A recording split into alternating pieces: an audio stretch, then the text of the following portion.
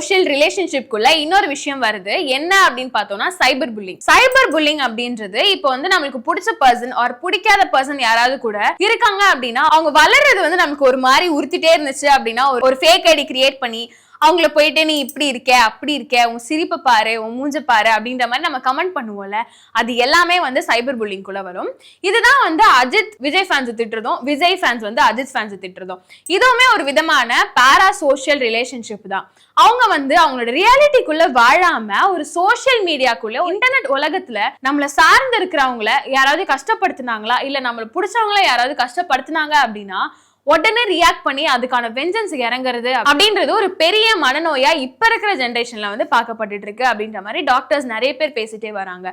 குறிப்பா வந்து சைக்காட்ரிஸ்ட் கிட்ட இது என்ன விதமான மனநோய் மேம், இது ஏன் மனநோய் அப்படின்ற மாதிரி சொல்றீங்க அப்படின்னு கேட்டா இதை வந்து சரி பண்ணிக்கிறதுக்கு யாருமே ரெடியா இல்லமா, சோ இதை லைஃப் டைம்க்கு அவங்க கொண்டு போகணும்னு நினைக்கிறாங்க, அதனால மனநோய் அப்படின்ற மாதிரி நாங்க சொல்றோம் அப்படின்றாங்க டாக்டர்ஸ் எல்லாரும்.